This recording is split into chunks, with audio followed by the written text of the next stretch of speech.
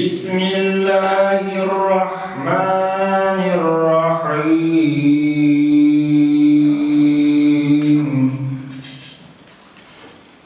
قل هو الله أحد الله الصمد لم يلد ولم يولد ولم يكن له كفوا أحد بسم الله الرحمن الرحيم قل هو الله أحد الله الصمد لم يلد ولم يولد ولم يكن له كفوا أحد بسم الله الرحمن الرحيم قل هو الله أحد الله الصمد لم يلد ولم يولد ولم يكن له كفوا أحد بسم الله الرحمن الرحيم قل أعوذ برب الفلق من شر ما خلق ومن شر غاسق إذا وقب ومن شر النفاثات في العقد ومن شر حاسد إذا حسد بسم الله الرحمن الرحيم قل أعوذ برب الناس ملك الناس إله الناس من شر الوسواس الخناس الذي يوسوس في صدور الناس من الجنة والناس أعوذ بالله من الشيطان الرجيم بسم الله الرحمن الرحيم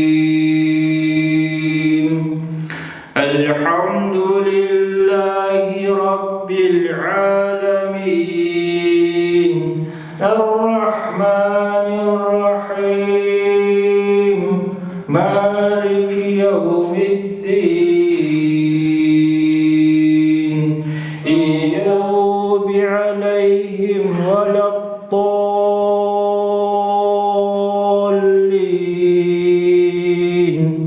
بسم الله الرحمن الرحيم واضرب لهم مثلا أصحاب القرية إذا جاءها المرسلون إذ أرسلنا إليهم اثنين فكذبوهما فعززنا بثالث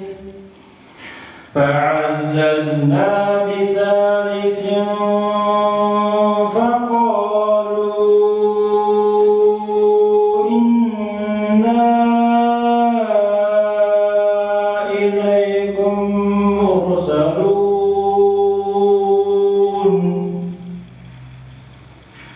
قالوا ما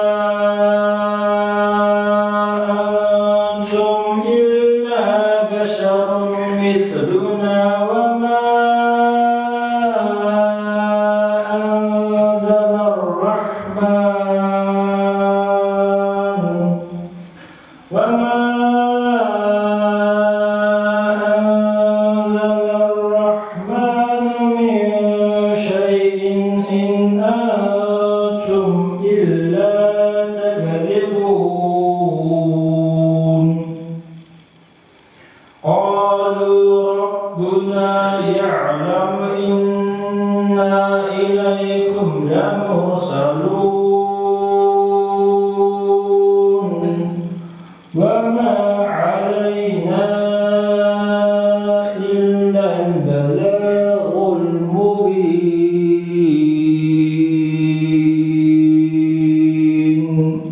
صدق الله العظيم. سبحان ربك رب العزة عما يصفون وسلام على المرسلين والحمد لله رب العالمين. آمين. الحمد لله رب العالمين والصلاة والسلام على سيدنا محمد وعلى آله وصحبه أجمعين. اللهم إنا نسألك بسمدانيتك وبوحدانيتك وبفردانيتك وبعزتك الباهرة وبرحمتك الواسعة أن تجعل لنا نورا فيما سمعنا ونورا في أجدادنا ونورا في قلوبنا. ورحم الله осы Құран кәрім аяттарынан хатым сайран хасы болған сауапты көзіміздің нұры, басымыздың тәжі, көңіліміздің судан болған баста пайғамбарымыз Мұхаммед Мұстафа саллаллаху алейхи ва саллям рухына, Адам алейхиссаламнан біздің пайғамбарымызбен келіп кеткен барша пайғамбарымыздың қиын-қыстау кезінде қасында болған жанұясының сахабаларын нұртана башладық. Орапмаллах осы Құран кәрім аяттарынан хасым болған сауапты осы Құран кәрімнің жібін үзбей бізге дейін жеткізген ғалым ғұламалар, шайх шұһадалар, ұлағат ұстаздар, имамдарымыздың рухтарына бағыштадым. Орапмалла және де осы кең байдағы жерімізді ақ білектің күшімен, имандылық ісімен қорғап кеткен батыр ата-бабаларымыз, ақ-жаулықты аналарымыздың рухтарына бағыштадым.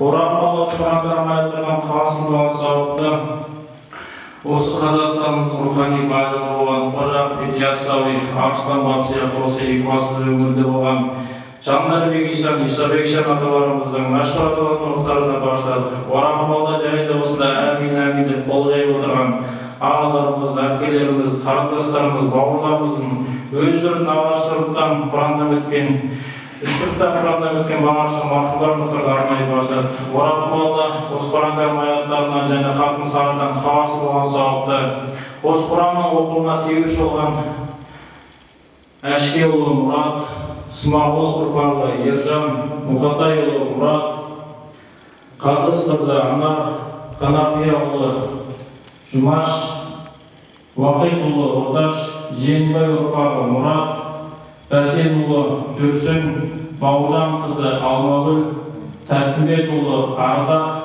Егінбайұлы Рымбек, Хамитұлы Мұхтар, Ойратұлы Ринат, Хасанұлы Қарша, Амангелдіұлы Руслан, Серікұлы Алмас, Сансызбайұлы Руслан, Қабиденұлы Бекболат, Айтбайұлы Талант, Бейбітұлы Сәбит, Мейрамова Гүлзат, Әміржан Болатхан, Сәулетұлы Ерғанат, Берекел қызы Дана, Ринат, Әсел деген мархумдардың рухтарына арнайы бағыштадық. Орапмалла осы кісілер жатқан жерін жайлы топырағын торғайтып, тар қабырының кең қылдырып, Құран нұрмен нұрландырып, жәннат қабірлерін жәннат башыларын бөлбақша еткейсің.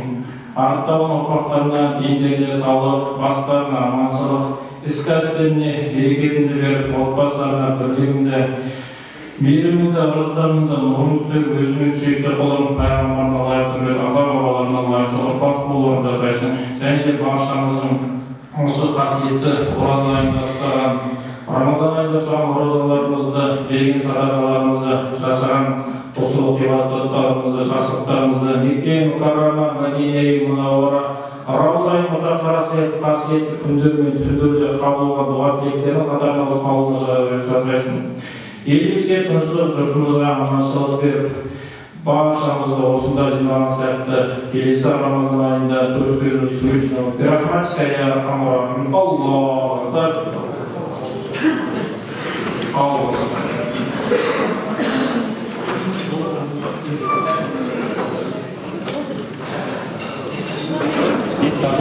Қабыл болыңыздар.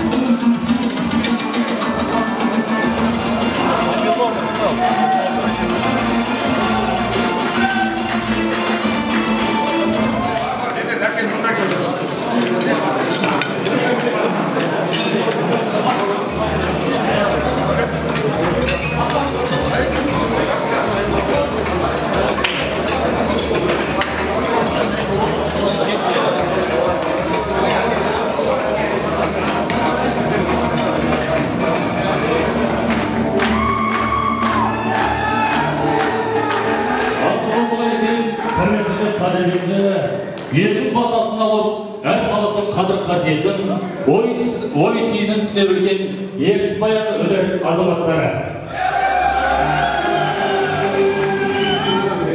Олай болса, ұстаған оразаларыңыз қабыл болсын.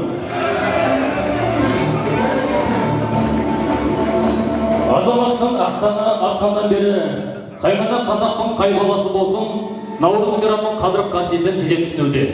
Жалпы тепе-теңдік ізгілікпен жаныру үйлесім тапқанға ғана құт қонып береке орнайды. Сондықтан да Наурыз табиғат пен қоғамның, адам мен адамның, ел мен елдің ара қатынасындағы тепе-теңдік жанын сақтайтын бастау бұлақтар мен таланттардың қайнар көздерінен ашылуына мүмкіндік туғызатын сән мен салтанатты мерекеміз Наурыз думан тойын бастайық! Сіздердің құрметтеріңізге алдарыңызда Гүлмира Алдабова. Қарсы алыңыздар. Наурыз думан құтты болсын!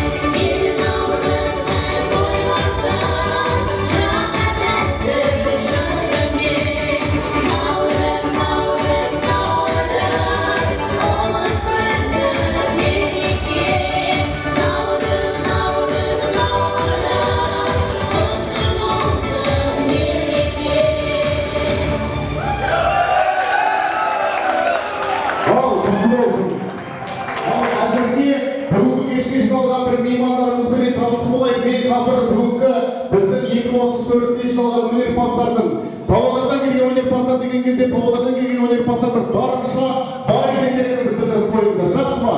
Бүгінгі бізде Павлодардан келген өнерпаздар бір дауыстап қойыңыздар. Павлодар!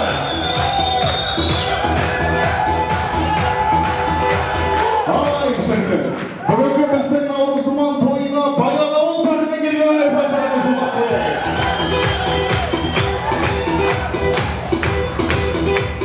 Шіркін, керемет, бүгінгі тойымызға Ақсу қаласынан келген өнерпаздарымыз жолдап қойыңыздар. Ақсу! Рахмет, және де өзіміздің Екібастұз өңірі, Екібастұз!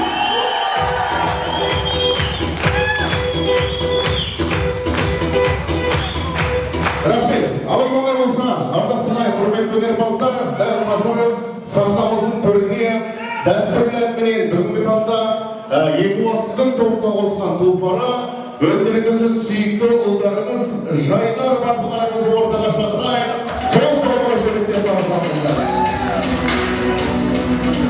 Тойымыздың басына демелеп осы Иса бабамыздың әлемі желдірмеспен бастап берген қабыл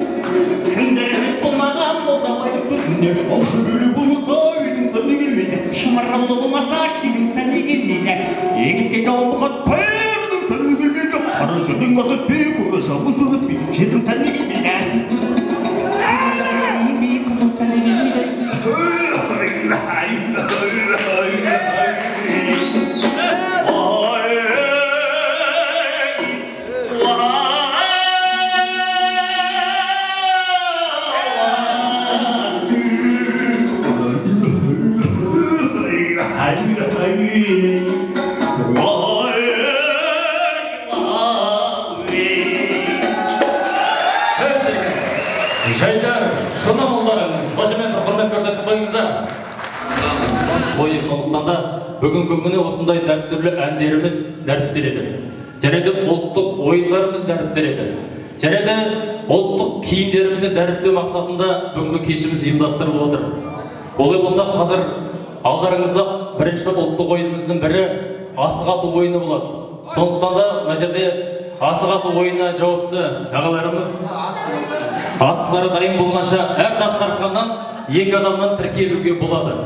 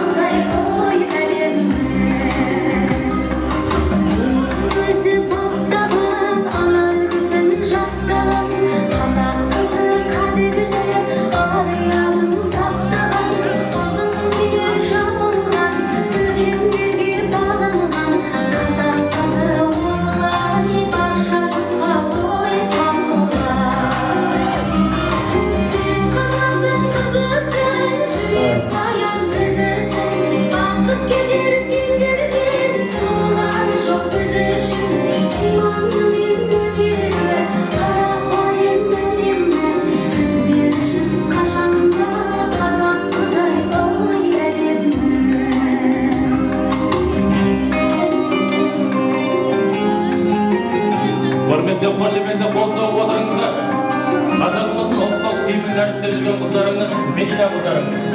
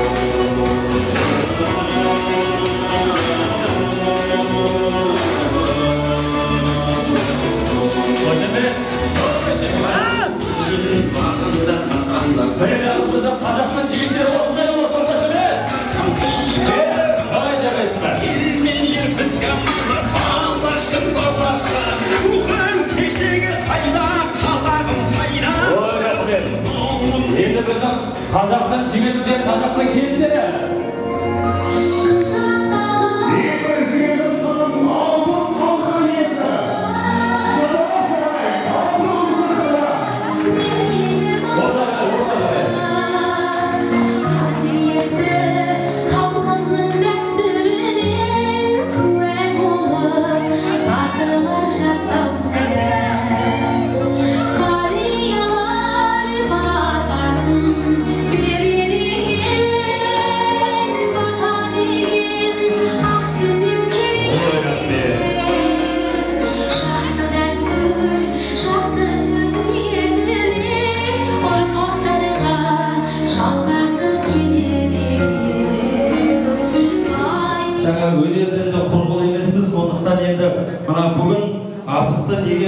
Осында әкеп атырды ойлап атқан шығарсыздар.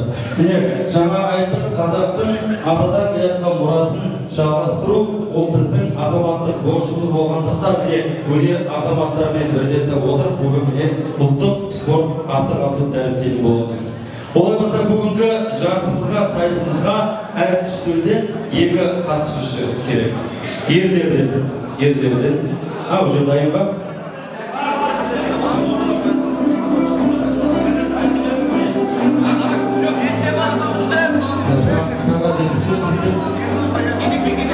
Бірінші сақалар бастайық, екінші сақалар сосын. Екінші сақалар анша қабар біздің, екінші сақалар бастайық. Екінші сақалар анша қабар бастайық. Кім екінші сақал? Так, стоп, бұлай істейік. Ал біз сміләдіп кеп. Мергендер жарысы. Сол сақалын ата өргені болады. Екінші сақалар аламыз.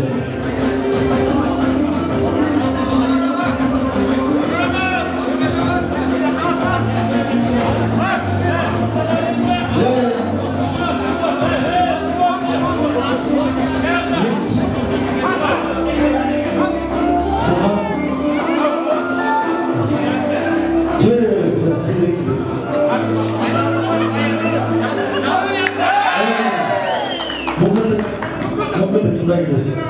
Мына жаққа айналып келесіз. Мына жаққа келесіз.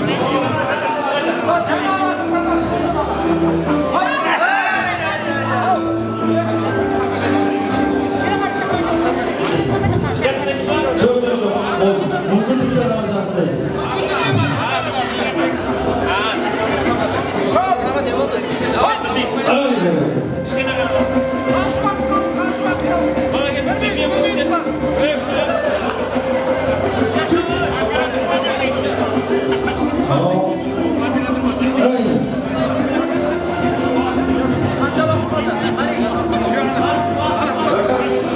Бергендеріміздің қарулары әлсіз болып жатыр шөлді.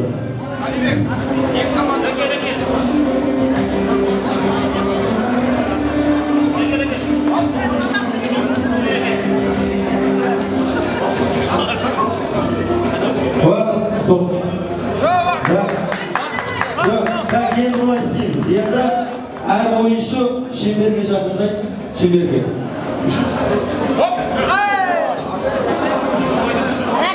Сызықты баспаймыз. Шеңберде мүмкіндік жоқ. Шеңберде аға тоқтаймыз. Таза шығару шеңберде. Екінші жағы сенті қоя.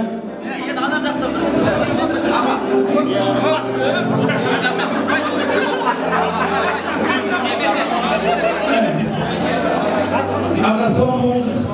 Сізде үшінші қалды. Сізде соңғы. Екеу. Соңғысы қоя.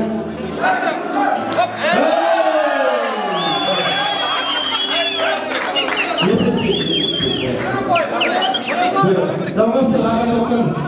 Аға тоқтаңыз. Жалғастыр. Астыңыз алыңыз. Қоржыныңызда біраз.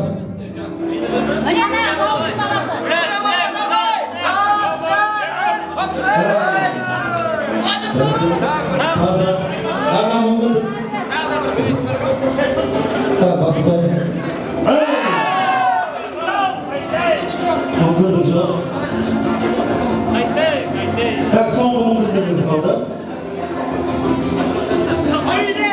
Бірден сіздер мүмкіндік, сіздердің соңғысы.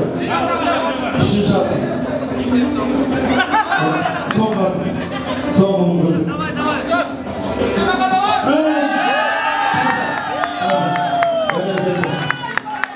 Жеңіске жеткен бізде екінші стоп командасы. Сіздер финалға шықтыңыздар. Менің екінші жартысым жұбай өтіпті. Тезді сағда беріңіз, уақытқа ой.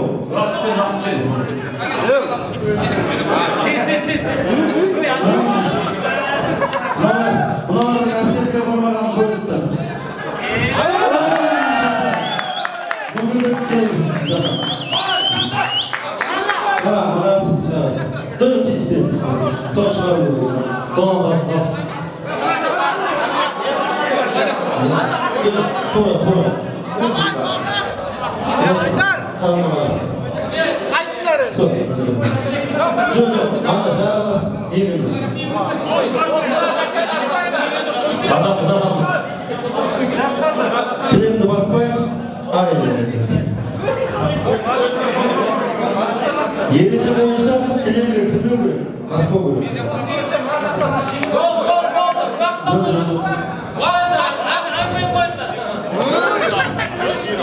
Ережені мен бекіткен осы білеміз.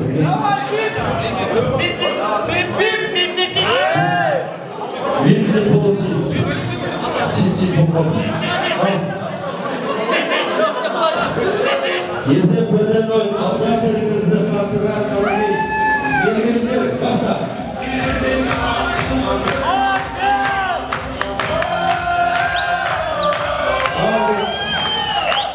Шоқ.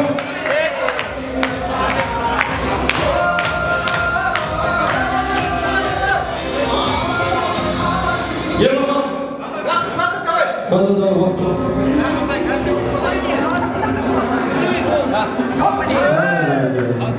Если бірден ой. Ай, чуть-чуть.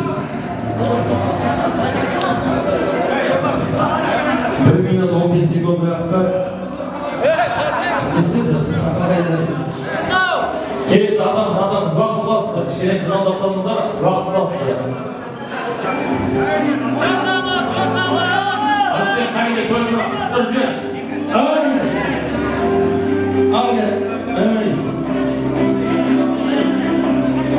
Асы ойнамайтындар көрініп тұр. Жаман көрініп. Ойнамайтындар 30 секунд.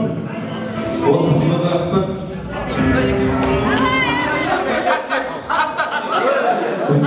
Скользкий, саспа, ешін құрбама. Саспа.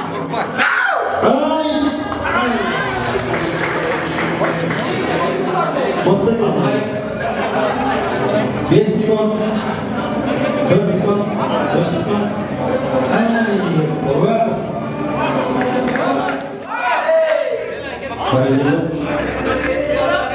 Ақсу.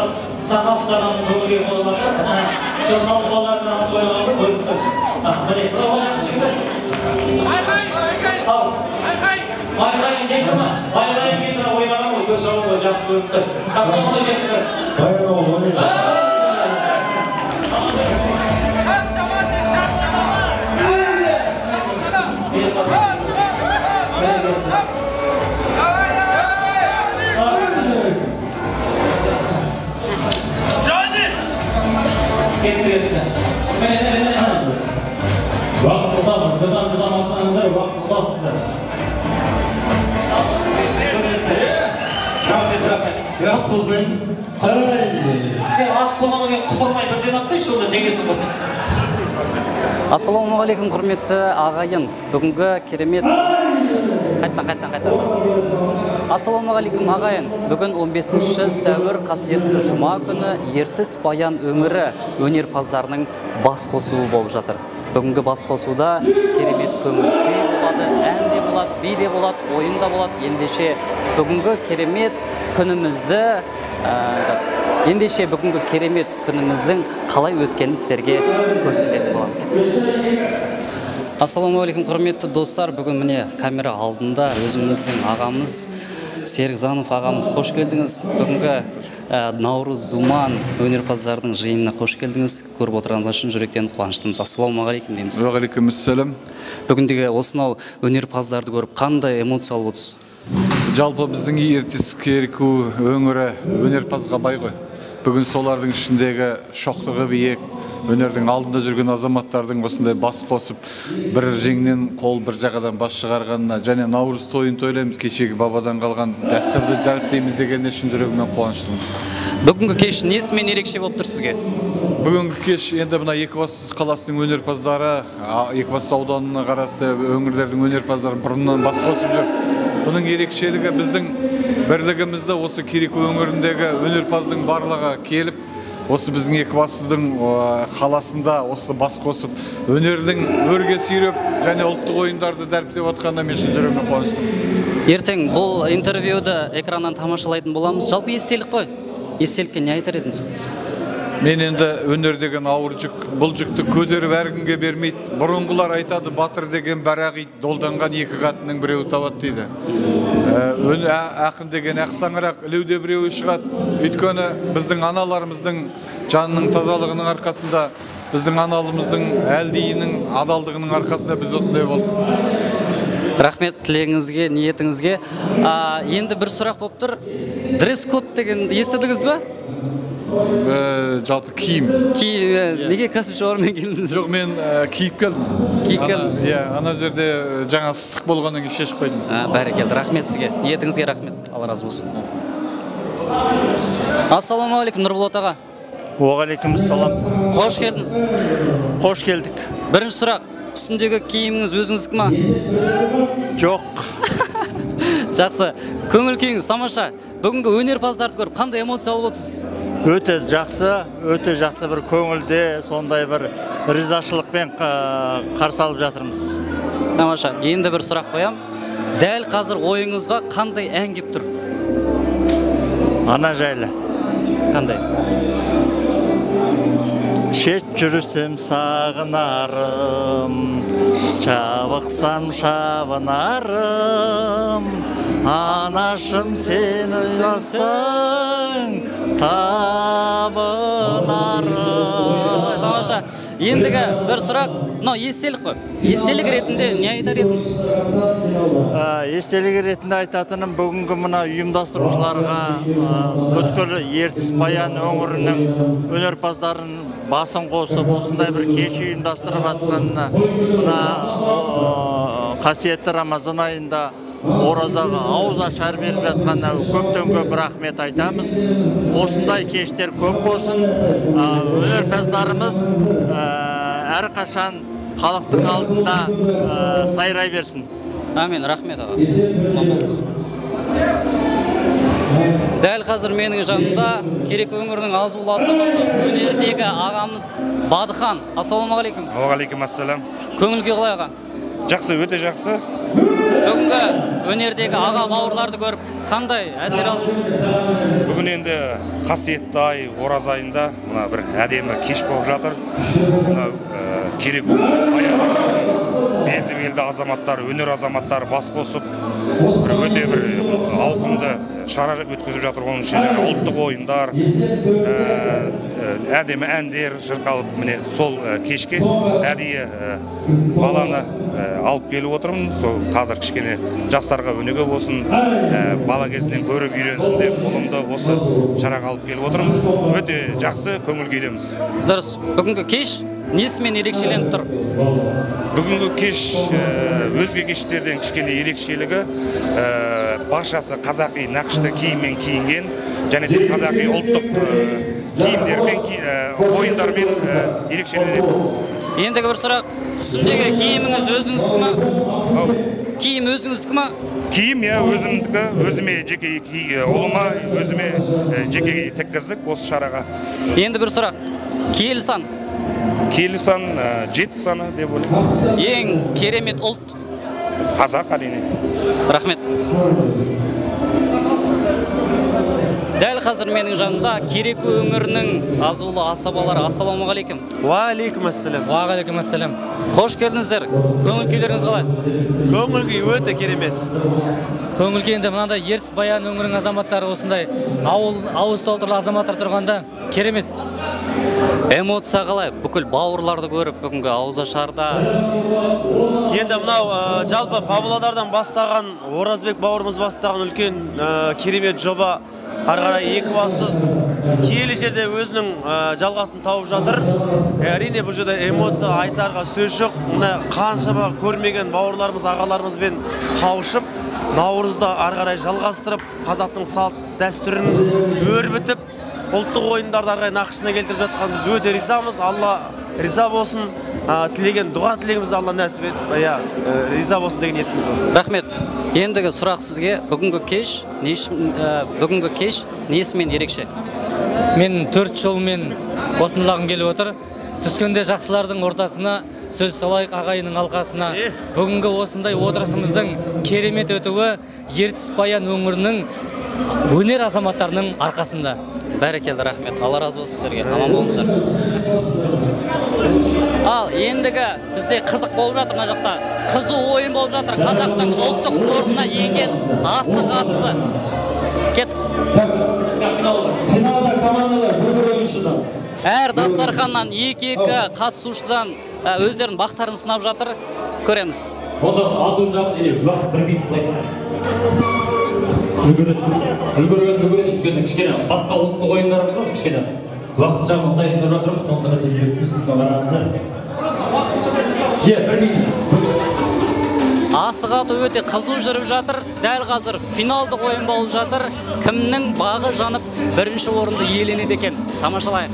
Бүгінгі ойында жеңімпаздарды Павлодар облысының асық ату федерациясының құрамына шақыратын боламыз. Алдағы уақытта чемпион Қазақстанға қатысуға мүмкіндіктер болады. Кім жеңсе де жүйріктер жеңсін.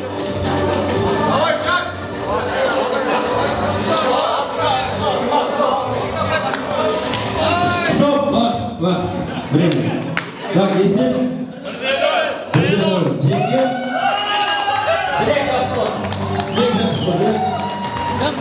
Аспандар әлі мүмкіндік бар. Дәл қазір менің жанымда өзімнің ағам Аязбай Амангелдіұлы. Алейкум ассалам. Көргеніме қуаныштымын. Эмоция қалай? Жақсы, керемет. Өте тамаша, осылай жиі болып тұрса деп ойлаймын. Жақсы, өте тамаша. Өте бауырмал адамсың ғой. Өнердегі бауырларыңды көріп қандай эмоция болып отырсың? Осындай бауырым көп болсын, тіл көзден сақтасын, артымыздан еріп жүре берсін, ізімізді басып. Сол тек қана жақсылық тілеймін. Бүгінгі кеште қандай спортқа дайындалып келдің? Мен өзім оймен негіз садаққа дайындалып келгем. Садақ кезінде ауылда қолдан садақ жасап алып, қарғаларды ататын едік қой. Әрине. Мен соны іс жүзінде дәлелдейтін уақыт келді. Саған сенеміз. Әмин, рахмет. Сұрақ қойасың ба бір бәле? Сұрақ қоям. Давай. Ең бір сұрақ. Как настроение? Альхамдулилля, өте әдемі, өте керемет. Бүгінгі кеш неспен ерекше болып тұрсың? Бүкіл өнер азаматтар көптен көрмеген, туысқандарды көрмегендей болып, көптен бері көрмей, енді көріп жатқан секілді болып тұрмын. Өте бір керемет соған бола, өте бір қуанышты болып тұрмын. Бәрін көріп, өте қуанышты болып тұрмын. Рахмет, ат терлет сонау кереметтен. Қазір қалай ертіс болып өзгерді Павлодар? Бұйыртса, Алла бұйыртса, азаматтар аман болсын. Алдымыз қатар келатқан азаматтар аман болсын. Өзгертеміз иншалла. Өзгертеміз. Енді келгенде әлдағыдай болып, қайдан келді десе, ертістен келді деп айтқан. Ана тіліміз байланып Павлодар демесек болды. Ендігі сұрақ, бұл енді естелік қой, Асеке. Естелік ретінде бір қысқада нұсқа, не айтасың? Әуелі, ассаламу алейкум, жалпы қазақ елі. Бүгінгі жасап жатқан әдемі отырыстарың құтты болсын. Осы оразайымыздан келесі оразайымызға жетіп, Аллам нәсіп айласын. Ұстаған оразаларың қабыл болып, мұраттарың асыл болсын. Алла қалап тек қана жақсы күндеріміз көп болсын. Мына әз мерекесі деп жатыр, Наурыз тойдуман болып жатыр дейді. Наурыздан Наурызға, қуаныштан қуанышқа жетуге Аллам нәсіп айласын. 12 мүшеміз сау болсын иншалла. Ең бастысы сол, аман болайық. Алланың назарында бақыт назарында. Рахмет, Алла разы болсын. Амин.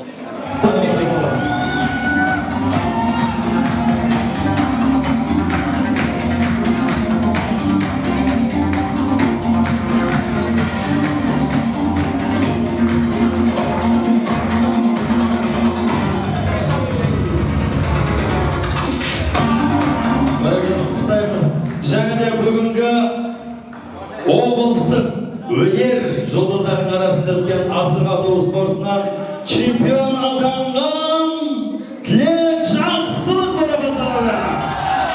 Ең жігіттер!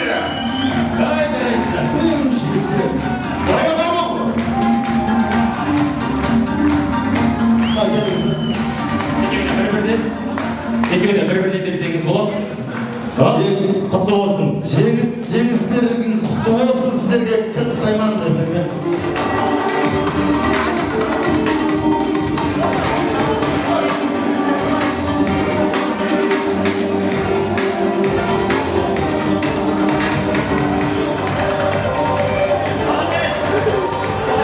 Рахмет, барлығымыз жайғасайық енді. Қазақ Қазақстан Республикасының чемпионаты отбор болады. Сол отборға өзім арнайы шақырамыз сіздерді. Ай жарай, келіңіздер. Осылай болса, келесі кезекте бізде садақалы ойын.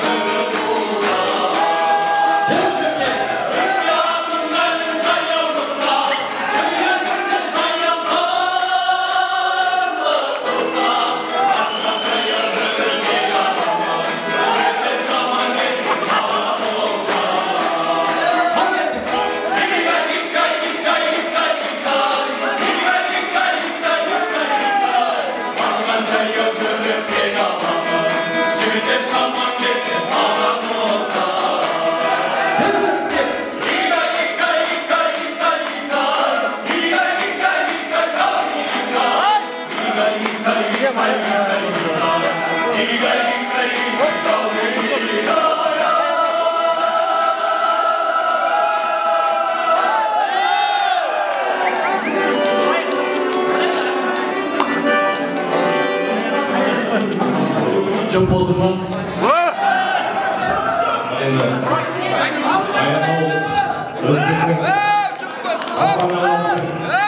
Amanlarımızın sözünden önce жазылған қазаққа баян олардың бәрі тамаша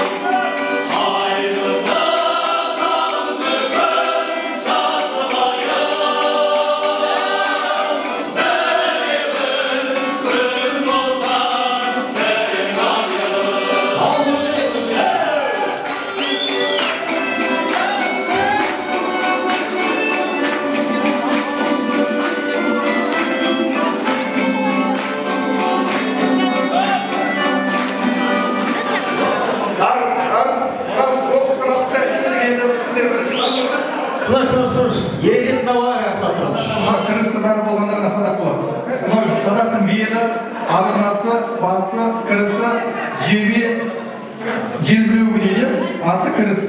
Нарабас кіргізесіздерді бас бармақтың жарты бөлігіне саласыздар. Сұқ саусақпен бас бармақтың тырнағының үстінен басасыздар. Міне, қолын созғаннан кейін, мына шынтақты көтеріп, шынтақтарды көтеріп бересіздер. Көрдіңіздер ме? Артқанда атушылар, сіздер кішкене. Жақсы. Қарай, жан-жаққа қарай, алыстырсам.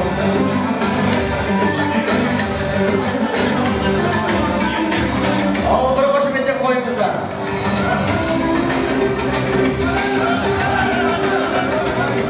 Былай тұрыңыздар. Ал жеріңіз. Кішкене биіктеу болыңыз, биіктеу. Биіктеу.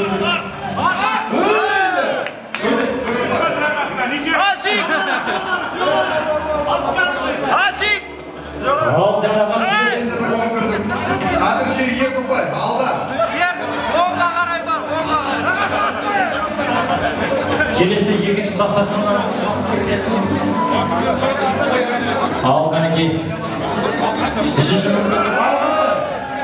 Ал екі сағаныз құлдайын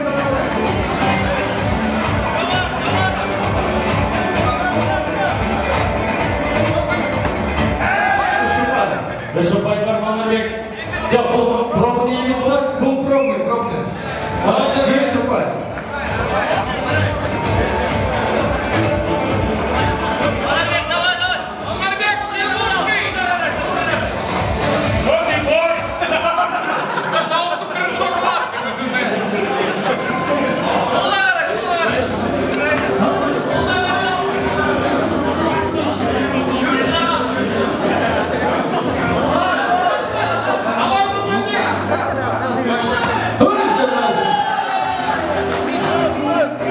Кім жазып отыр?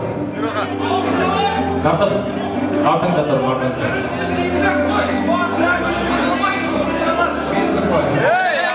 Қалымсай. Аусы пробный алма қойып. Ананы жібер алды. Көрейік, бүгінгі кеште кім 9-ды көздейді екен? Ортасындағы 10-ды айтпай қойып, 9-ды көздеген адам жеңімпаз. Екі ұпай. Үсіп ал. Дау, көтер да. Үш ұпай қойды. Қазір шей, сүргі барысына.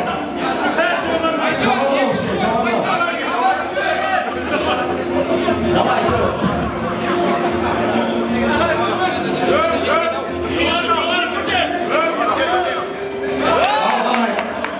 Үш ұпай. Жақсылар көздер. Екі ұпай. Пробный емес па? Пробный. Бұл пробный.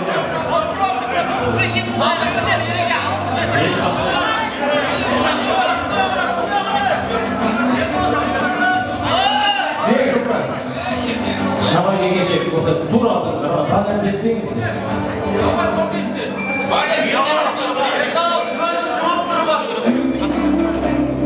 Елдостың қайдағасында 5 ұпай. Барған жерге айтылғанда менің атым Таймастық.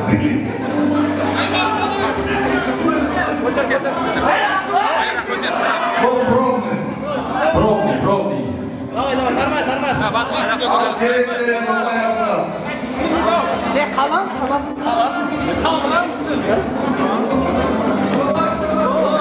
Bir ұпай.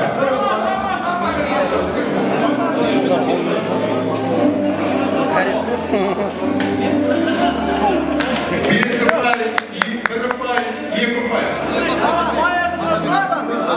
Келесі Асманбек. Асманбек досымыз дайын болыңыз.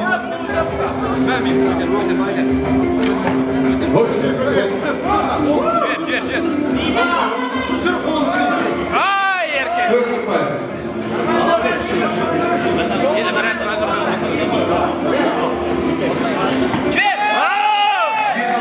Ай, жарайсың.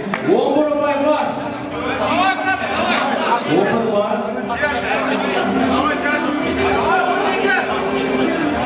Қыздар қол өсіне дайындалыңыздар осы. Ал болсын, тоғызда. Үш жарайсың.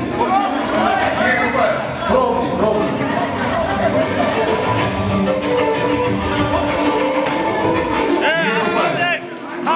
Елдос қуанды. Төрт ұпай.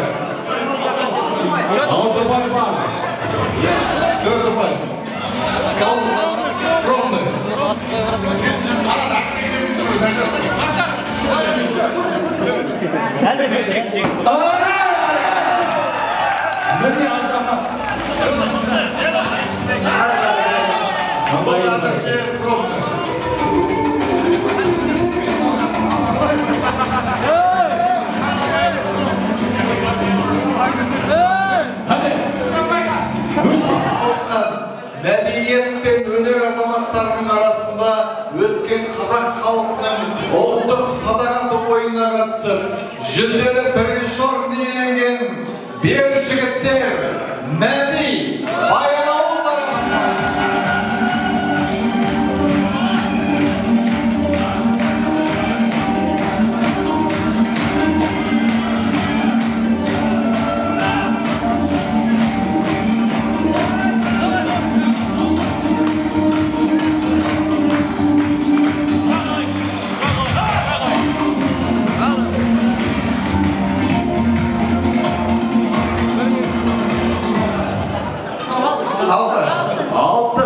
Гүлмира ханым 6. Мадина орнаға. Келесі.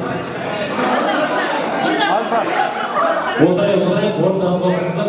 1. Мадина. Шындап көтермейміз. Ережесі. Жақсы, көтеруге болмайды. Болды. 1, 2, Достар, қошеметтеріңіз.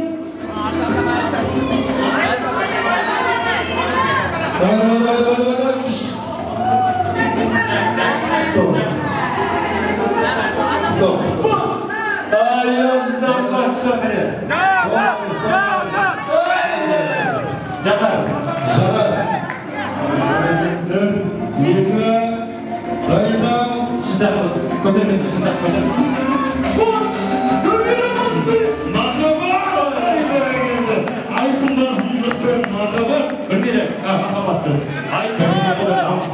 Салмақтары бір-біріне сай екен.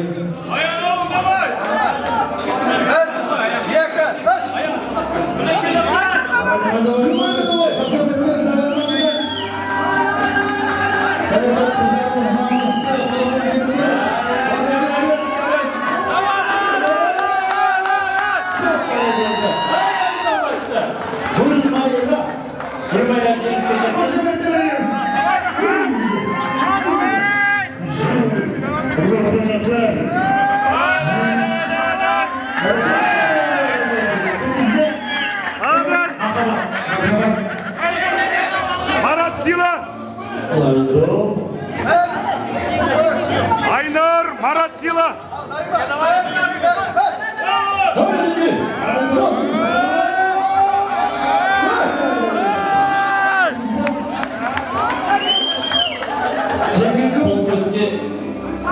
Екібастұздан 2 адам, Баянауылдан 2 адам, Ақсудан 2 адам, Павлодардан 2 адам шайқында жатыр.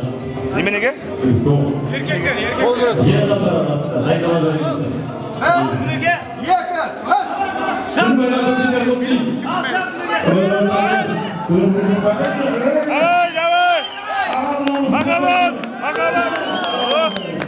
Қат керек, қат.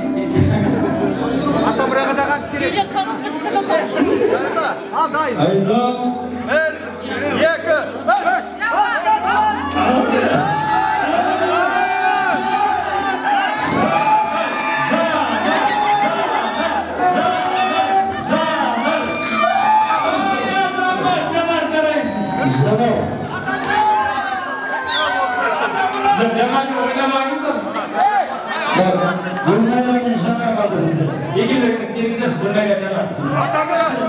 Гүлмира жеңіні сал. 10 килограмм халтын.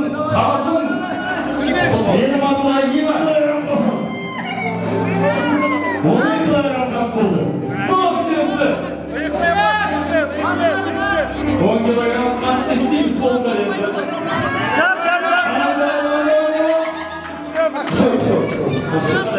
Bir meliyetme, jol düşetme, sözlü basma otura kalımızda kalır. Basıldı. Osman, Allah'ın Sayın Şahinal'ın. Mafya şinima degenini olayda turib жерде hayatta qolib kelmaysan. Hayatta deymiz tek жерде bo'ladi. Boy жетеді. Ver!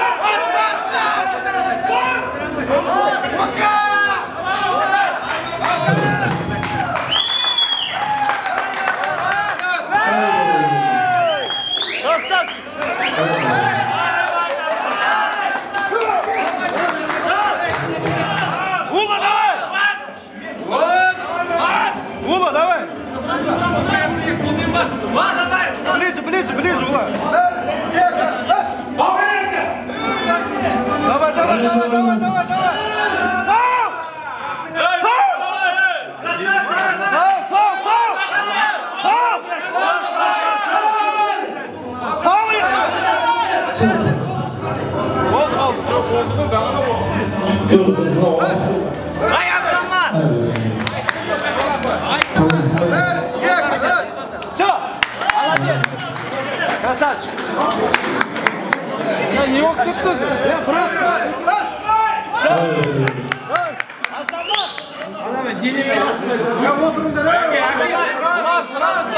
Сразу жүрет.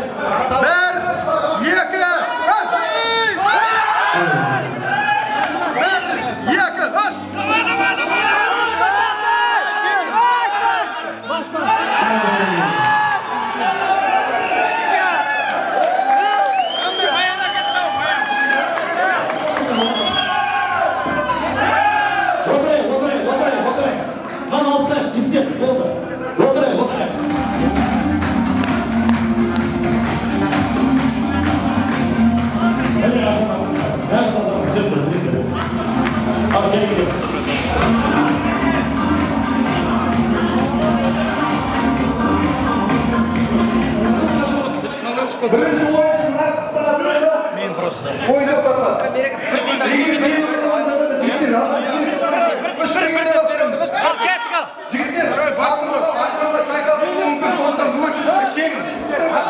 Осындаймыз. 10-да 10. Дайындал. 1, 2, баста!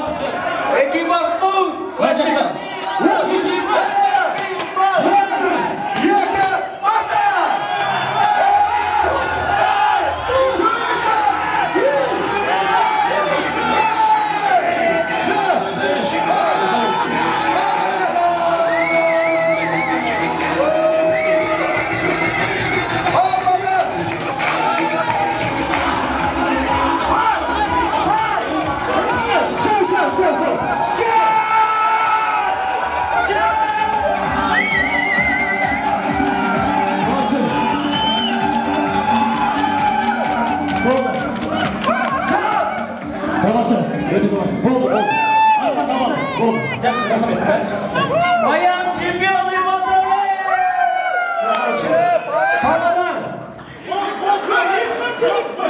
Екінші шығамызды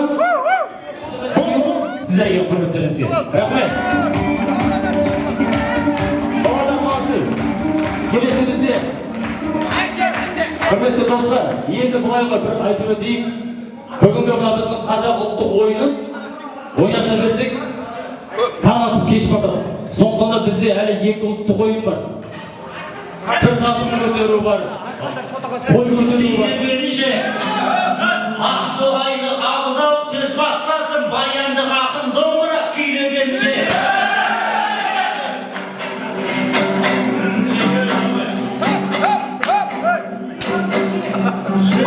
Өлеңменен шарқылдауда, әрине шабамын қой халқым қарда. Жанарлары жұлдыздай шарқылдауда, ағайым ниеттерім қабыл арқындарға. Қуанышты көрдіңдер ме?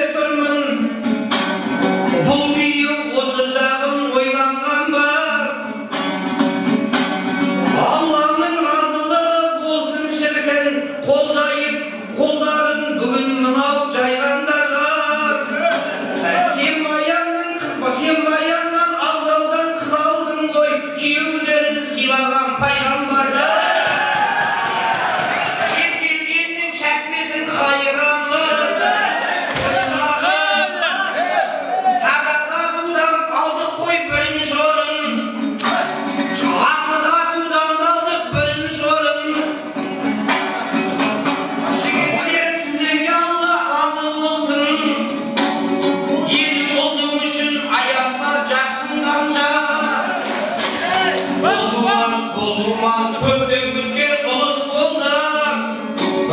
Микрофон іздемесе бұрыс болды. Жаңа ғана микрофон сөніп қалды, басқасын ауыстыр деген сыбыс болды. Сөздер мына жерде өтпей тұрма.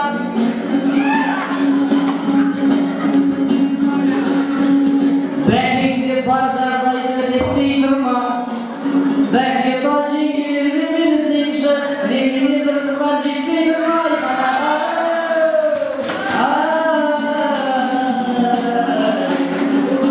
Жаңа келген бауырымсың, күйе жақ берейін маңдайыңа.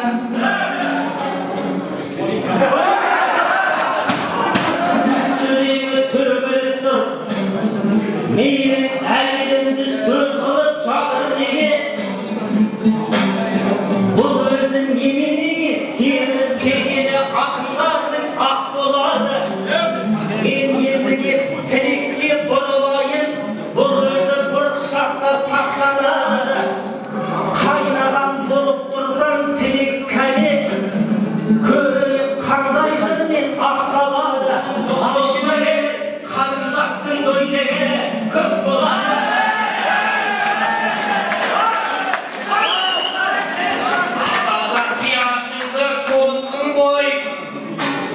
Байқаймын арнаңнан асып толыпсың, жүйкелерін жоныпсың ғой.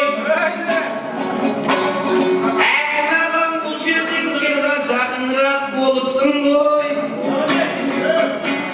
Қой жасап екі бастың тектілікті, әкімдерді қайтесін абзал саған, өлілгенше ұлы өнер жеткілікті. Ұмыттың ба?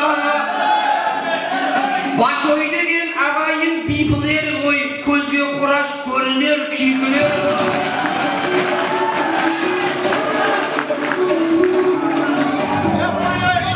Аруақ!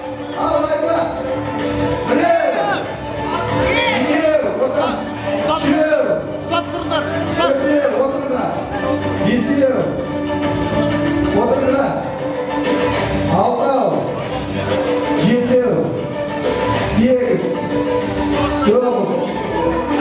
10! Елу! 23! 24! Отырыңдар! Отырыңдар! Мын жақында көтерді. Давай, Сеге. 200. Шеш тұта шарбар. Шарбар тұтылады. Үшеу! Төртеу! Бесеу! Ана отырса бұт кетеді. Алтау! Жетеу! Сегіз! Тоғыз! 10! 15! 16!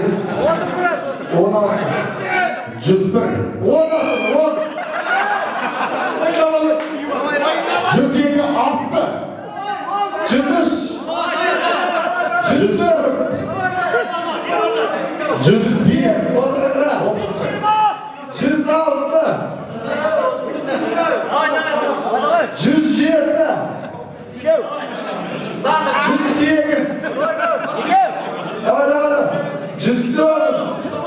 105! 107! Көмектесейік. Шаталақ соғып қойыңыздар. 6, 7, 8, 9, 10, 11, 12, 13, 14, 15, отырыңдар. 16, 27, 28, 29, 64,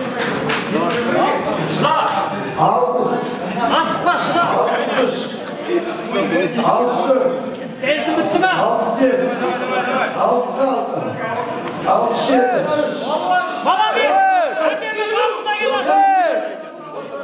Давай, давай, давай!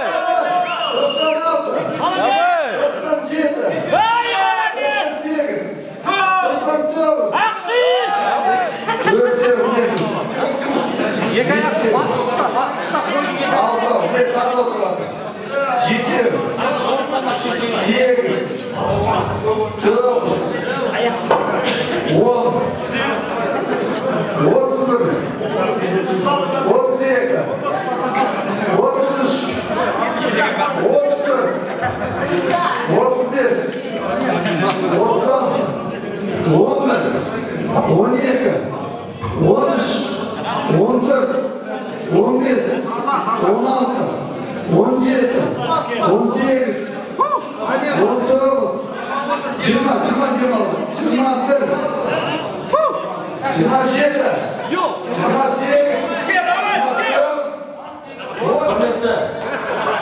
Қой, бақытты қой деген ресторан көрдім.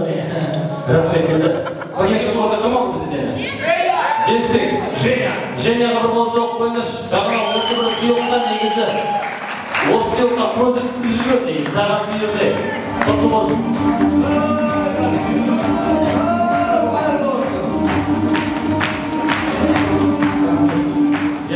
Үш жігіт қонаққа түсіңіздер болады, сен сөз. Первый, значит, всегда тяжело говорю. Это просто қонақсыздар. Осы сессия барып телевидение.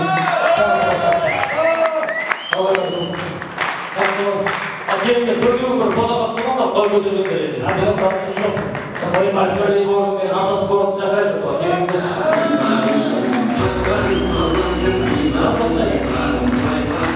Андас. Бұл енді 3-ші сәуір күні Павлодар қаласында өтті. Осындай шара жасады. Бұл шара бір адамның қолынан келмейді міне. Осы шара басталғаннан бері жанында жүгіріп атыс салысы осындай қолдау көрсеткен Альфреди Борын, Андас Борын және Екібастұздық достар, рахмет барлықтарыңызға. Сіз көріп отырғандай, бүгінгі шарада өздеріңіздің 9.000 теңгені қайырымдылыққа жұмсайтын отырмыз. Сондықтан да мен облаға осы өнерге бастама жасап бергенде мінекей Екібастұз қолдап отыр. Құдай жазса, енді Алла жазса 29 күні Ақсуда кездесеміз. Жарнасың уақыты белгілеп жарнасы айтамыз. Жақсы, біз айтамыз. Ал енді мына жерде рұқсат болса жаңағы Асланбек Павлодар қаласының жеңіп шыққан осы конвертті жалпы мына жерде отырған барша аға бауырлар білесіздер, қазіргі таңда өзіміздің өнердегі ағамыз, әңгіме досымыз Болатбек Жалановтың туған ағасы ауыр сырқатта Павлодар арқан тартысып жеңді. Есіс оңды Болатбектің ағасы да осы ауырда маңызды жеңісті табыстайды. Алла шипасын берсін. Алла шипасын берсін, ертіс баян өнерпаздарға өмір. Көмек болсын. Арзан болса, көптен көрді. Рахмет. Олай болса ортаға. Бауырымыз ортаға шақырайық. Бауырбек, келе ғой енді. Күнгіші барша жамағат, барша қарагөз қазақтың осынау арқа сүйетін ер азаматтары, ақжолықты ағалары, баршаларыңызға Алла берекет берсін. Шаңырақтарыңызға шаттық берсін. Елімізге тыныштық берсін, басымызға амандық берсін. Отанымызға осынау бір үлкен абырой жамандықтан сақтасын. Патшамызға таупық берсін. Әр үйдің шаңырағында осынау үңгәлаған сәбидің үнесіз той қыласын. Мынау салған өнердегі жүрген азаматтардың салған әні қырдан ассын. Осынау бүгінгі жасап жатқан игі шараларыңыз, беріп жатқан осынау садақаларыңыз қашанда қорған болсын. Сол тек Алланың разылығыменен бүгінгі өмірді кешіп жатқан барша бауырлар елге үлгі жасап жатқан насихаттарыңыз, осы жасап жатқан ізгі амалдарыңыз бәрі де Алладан қайтсын. Алла тағала жар болып барша осынау ағайынды ынтымақ бірліктен айырмасын. Берекеде болайық, бірлікте болайық, елдігіміз арта берсін. Қашанда осынау өнер азаматтарының тасы өрге домаласын.